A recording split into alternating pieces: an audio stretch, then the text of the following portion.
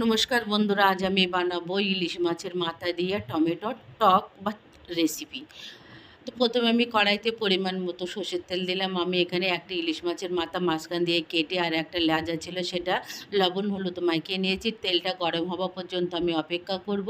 আমি এটা রান্নাটা সর্ষের তেলেই করব, তোমরা চাইলে সাদা তেলেও করতে পারবে।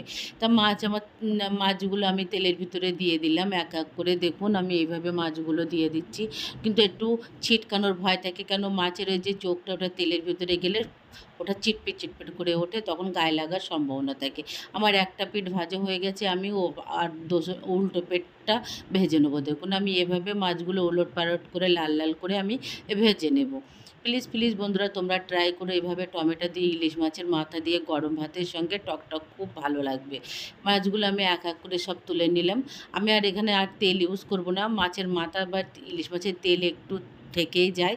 ওর ভিতরে আমি পরিমাণ মতো কালো জিরে দিয়ে দিলাম, আর আমি দিয়ে দেবো একটা বড় পেঁয়াজ কুচি। পেঁয়াজ আর কালো জিরে একটু লাল লাল করে একটু ভাজা ভাজা করে নিলাম। এবার দেখুন আমি আগে থেকে কেটে রেখেছিলাম আলু লম্বা লম্বা করে, সেটা আমি এবার তোমাদের দেখিয়ে দেব। দেখুন আমি লম্বা করে কেটে নিয়েছিলাম, তোমরা চাইলে ছোট ছোট করে নিতে পারো, আমি এখানে লম্বা সাইজ করে নিয়েছি। এবার আমি একটু নাড়িয়ে নেব, জিরে আর পেঁয়াজের সঙ্গে একটু নাড়িয়ে নিলাম। দেখুন এবারে আমি এখানে ৩-৪টে চেরা কাঁচা লঙ্কা দিয়েছি। আমি এখানে কাঁচা লঙ্কা তেলেতে দেইনি, আমি এখানে আলুর উপরে দিয়ে দিয়েছি। দেখুন আমি একটু নাড়িয়ে নিলাম। এবার আমি এর ভিতরে দিয়ে দেবো পরিমাণ মতো হলুদ গুঁড়ো, লবণ, লঙ্কা গুঁড়ো, আর দিয়ে দেবো জিরে গুঁড়ো। এবারে পুরো আলু টমেটোর সাথে যে মশলার সাথে আর আলু পেঁয়াজ লঙ্কার সাথে ভালো করে আমি একটু কষিয়ে নেবো, মানে আলুটা একটু সিদ্ধ সিদ্ধ হয়ে আসবে, তারপর আমি টমেটোটা দিয়ে দেবো। দেখুন এখানে আমি 4টা টমেটো নিয়েছিলাম, মানে ওজনে 250 গ্রাম হবে। এবার এই টমেটো আমি লম্বা করে কেটে আলু টমেটো একসাথে ভালো করে কষিয়ে নেব।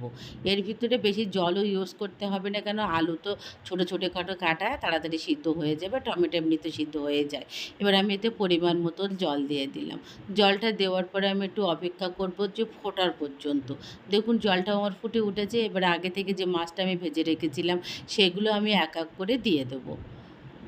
আর ইলিশ মাছের মাথা দিয়ে টমেটোর টক রেসিপিটা খুব ভালো লাগে। এবার একটা ঢাক্কান দিয়ে 10 মিনিটের মতো অপেক্ষা করব। দেখুন আমার ঝোলটাও কী সুন্দর ফুটছে, আর মাছ তরকারি সব পুরো ঘন ঘন এসে ভালো হয়ে গেছে। এবার আমি একটু খুন্তির সাহায্যে নাড়িয়ে এবার গরম ভাতের সঙ্গে সার্ভ করব। Thank you.